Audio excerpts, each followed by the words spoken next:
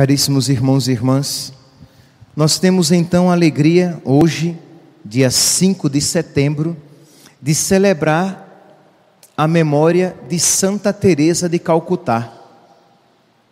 Para nós é um dia caro, um dia feliz para toda a igreja, mas para nós do Brasil, de um modo particular, já que o milagre que levou ao reconhecimento da sua santidade para a sua canonização aconteceu com um brasileiro que tinha vários tumores no cérebro e que milagrosamente, da noite para o dia, ficou livre de todos eles. Também para nós é de uma alegria toda particular, porque ela tinha Santa Teresinha do Menino Jesus como sua padroeira. Então, os amigos dos nossos amigos são nossos amigos também, né?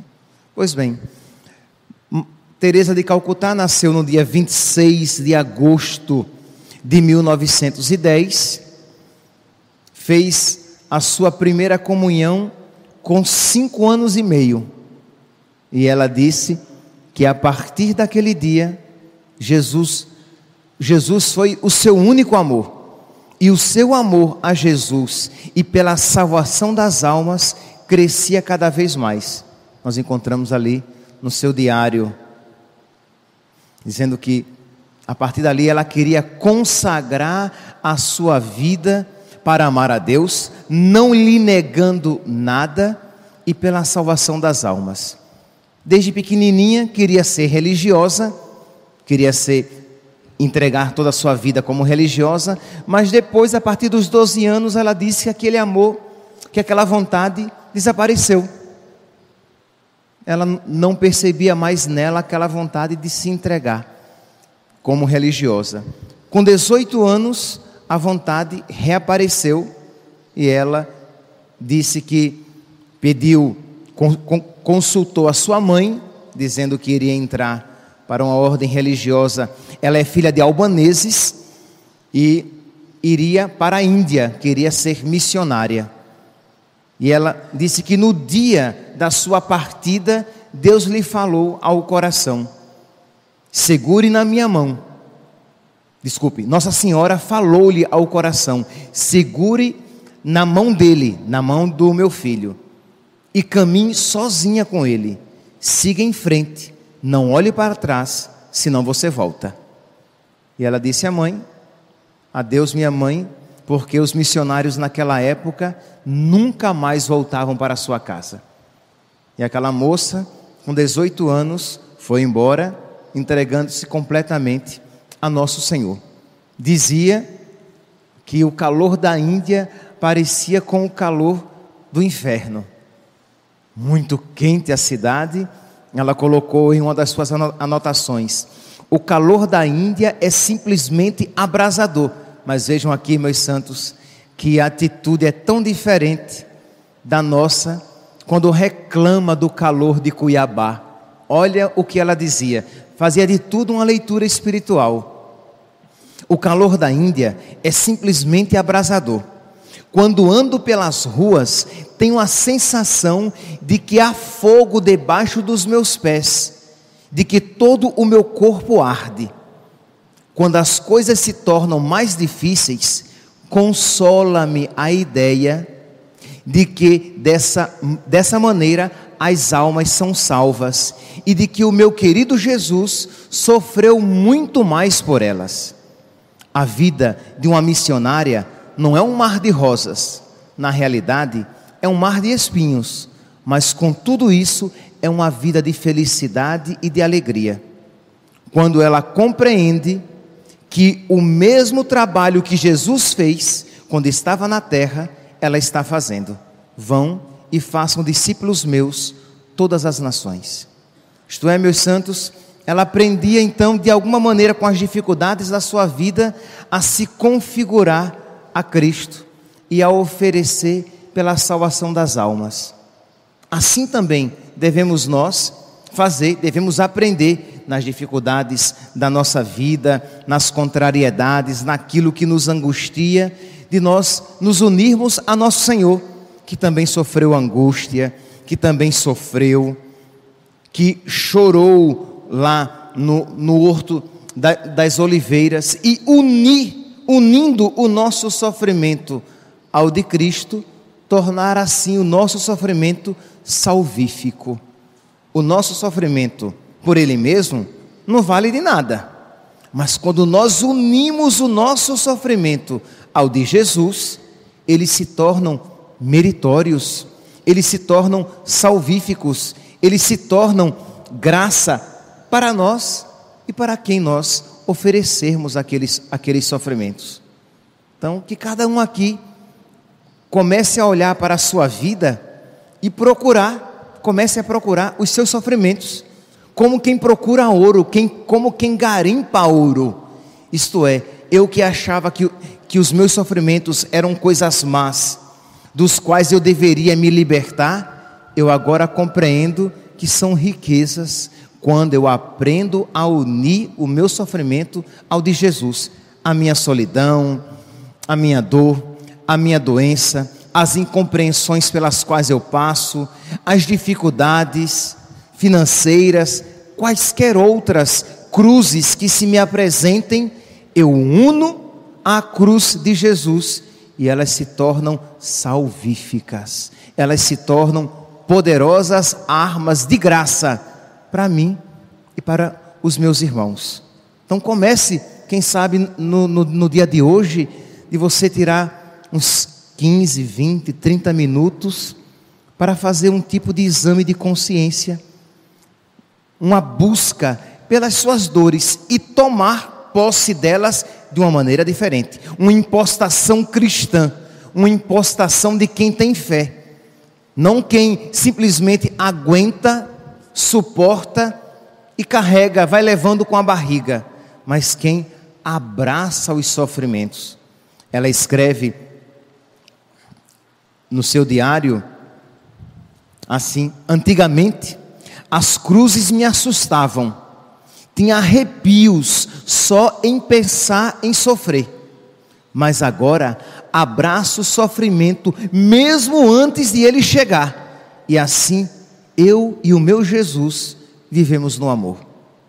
Antigamente ela não suportava pensar, ela agora, quando pensava que aquele sofrimento poderia chegar, ela já estava aceitando. Aceita, Senhor, eu quero o que tu queres, como tu queres, quando quiseres. Meus irmãos, se nós não pedirmos a graça de nosso Senhor cotidianamente, nós iremos ouvir esses santos, os seus relatos, mas nunca iremos experimentar na nossa vida. Nós iremos ouvir falar de Cristo, da realidade de Cristo vivo nos outros, mas por mais que nós comunguemos, por mais que nós participemos da Santa Missa, essa realidade será sempre uma realidade distante. Então precisamos pedir a nosso Senhor que Ele nos tome pela mão, que Ele não nos permita olhar para trás e que Ele nos ajude a crescer no caminho da santidade, que é um caminho de generosidade. Continua: quando a noite da minha vida se torna muito densa e parece que vou acabar no inferno, aí eu simplesmente me ofereço a Jesus. Vocês sabem que Santa Teresa de Calcutá, ela que vivia numa profunda união com Deus, num dado momento da sua vida, quando ela fundou as Missionárias da Caridade, né? Como nós, porque antes ela era freira de Loreto, lá mesmo na Índia, mas depois ela fundou uma ordem, esta que nós conhecemos, as Missionárias da Caridade. A partir daquele momento, Deus se ausentou sensivelmente do coração dela.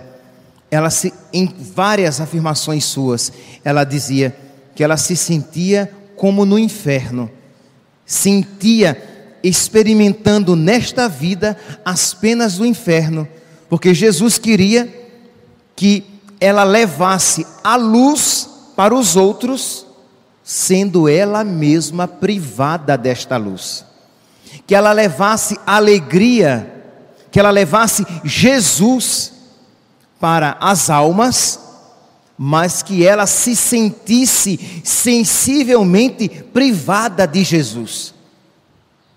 Nós não podemos imaginar, meus santos, o que é uma alma que se sente, que é chamada noite escura, a noite escura da fé e dos sentidos, porque ela viveu profundamente essa realidade. Uma alma que se sente no inferno, abandonada. Ela cria, ela tinha fé profunda e verdadeira. Deus me ama, mas os seus sentimentos faziam com que ela se sentisse abandonada e não querida por Deus. Quantas vezes ela escrevia dizendo: eu me sinto não amada por Deus, embora eu me saiba amada por Deus. Eu me sinto excluída, rechaçada, abandonada, retirada, afastada de Deus, embora eu saiba que eu sou a sua pequena. Era assim que ela gostava de se identificar, a sua pequena. Eu sei que eu sou, mas eu me sinto profundamente prostrada. Só que aqueles que a olhavam exteriormente diziam que, nossa, Deus dá tanta consolação para ela, por isso que ela se gasta e desgasta pelos pobres. Mas não sabiam que no coração dela, ela vivia um contínuo horto das oliveiras, abandonada, esquecida e não amada por Deus. Pois bem, é esta mulher que experimenta isso, que escreve: e quando a noite se torna mais densa, essa experiência dolorosa, e eu me sinto às portas do inferno, aí eu simplesmente me ofereço a Jesus. Se Ele quiser que eu vá para lá, estou pronta, mas só sob uma condição: se isso o fizer realmente feliz. Se Ele quer, eu aceito, se isso o fizer feliz. Percebe, meus santos, a docilidade de um coração dessa mulher? O amor profundo a nosso Senhor, é desse amor a nosso Senhor, que quer o que Deus quer, como quiser, quando quiser, que brota a sua caridade, que brota o seu serviço aos pobres, que o mundo que não tem fé, vê apenas esse exterior. Esta mulher, esta voluntária da humanidade, esta mulher que fazia filantropia, mas não compreendia que ela não era uma voluntária. Ela não fazia filantropia, mas ela amava a Deus de tal maneira e tão profundamente que queria perder a sua vida por amor a nosso Senhor, que queria viver a sua vida como nosso Senhor, que queria se entregar totalmente e aceitar a vontade de Deus plenamente, assim como seu Senhor aceitou a vontade do Pai plenamente na sua própria vida. E ela continua: preciso de muita graça, de muita força de Cristo para perseverar na confiança, neste amor cego que conduz somente a Jesus e a Jesus crucificado. Mas sou feliz, sim, mais feliz do que nunca, e não desejaria a preço algum renunciar aos meus sofrimentos, porque nisto faz Jesus feliz. Vocês compreendem aqui este misto de alegria e de sofrimento? Se isto regozija ao meu Senhor, eu aceito. Se esta é a vontade do meu amado, eu aceito. Eu não quero lhe recusar nada. Aí vem o seu voto privado que ela fez a nosso Senhor, de nunca recusar coisa alguma. Fiz um voto a Deus que me compromete, sob pena de pecado mortal, a dar a Deus qualquer coisa que Ele possa me pedir, não lhe recusar coisa alguma. O que Deus me pedir, se eu negar, aqui é claro, meus santos, nós estamos falando que de realidades que em si não nos são obrigatórias, mas que ela tomou sob pena de pecado mortal. O que Deus me pedir, eu quero fazer com toda alegria. E se Ele está me pedindo que eu participe da sua paixão, se Ele está me pedindo que eu vá para o inferno eu irei, se isso lhe trouxer alegria ao coração. Santa Teresinha dizia a mesma coisa, né? Ela, Santa Teresa, que tinha Santa Teresinha como padroeira. Se ela descobriu, ela ouviu a pregação de um padre que no inferno ninguém amava a Deus. E ela disse: ah, Senhor, eu queria tanto ir para o inferno se lá eu pudesse te amar, para que em todos os lugares o Senhor fosse amado. Vocês podem compreender o que é isso? Enquanto nós, quando uma dificuldade nos visita aqui na terra, nós começamos a nos lamentar e reclamar, estas Teresas, essas mulheres fortes, estavam dispostas a renunciar todo o contentamento, todo o prazer, toda a satisfação, desde que isso trouxesse alegria ao coração de nosso Senhor.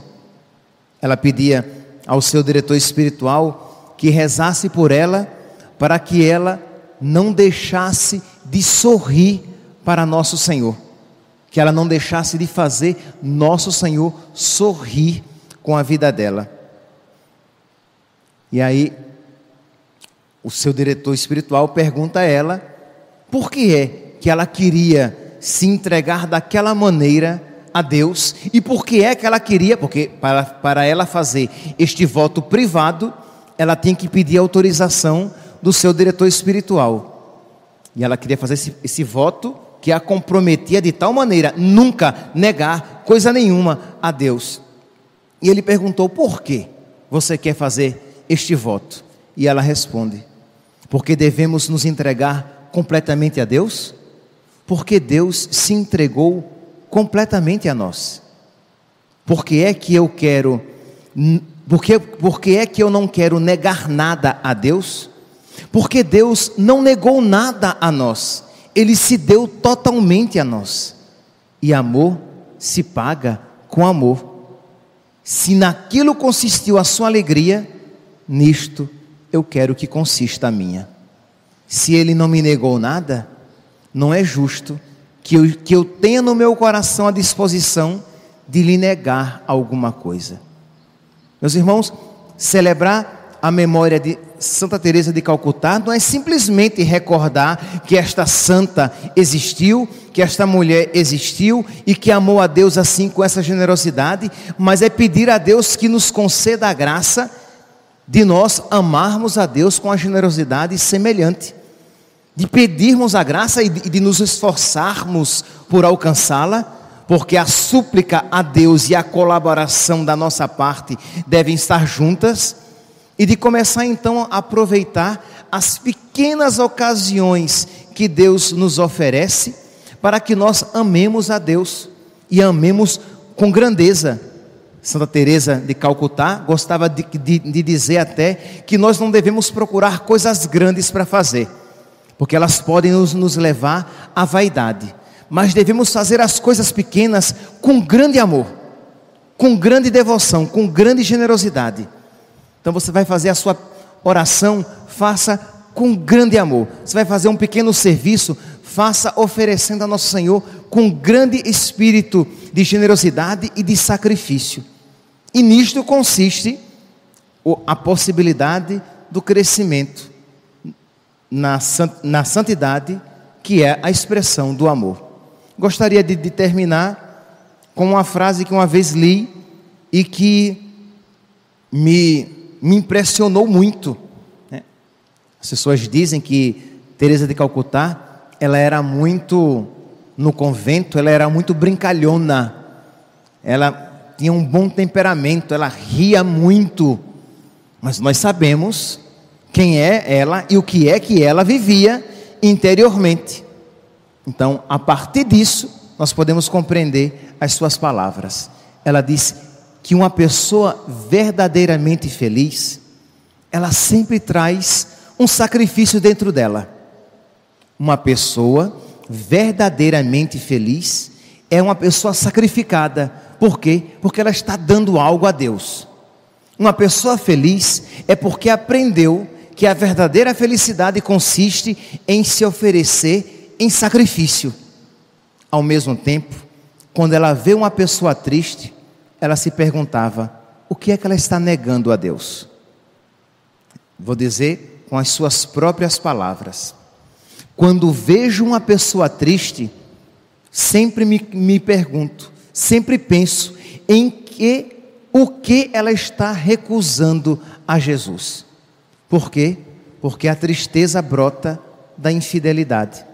Enquanto o feliz carrega o sacrifício dentro dele, o triste, ele carrega a busca idolátrica da felicidade. Ele quer a todo custo ser feliz.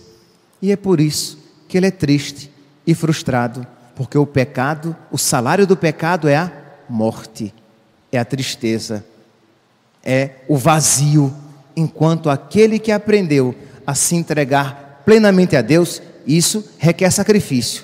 Mas este encontrou a verdadeira felicidade. Que Santa Teresa de Calcutá nos ajude esta sabedoria que estamos pedindo nesta quaresma de São Miguel, de trocar as coisas terrestres pelas riquezas celestes. Que ela nos ensine esta sabedoria de sacrificar, de oferecer a nossa própria vida a nosso Senhor, e neste sacrifício e nessa renúncia de si, encontrar a alegria de Cristo crucificado, que se entregou completamente ao Pai e nisto encontrou a sua alegria. Louvado seja nosso Senhor Jesus Cristo.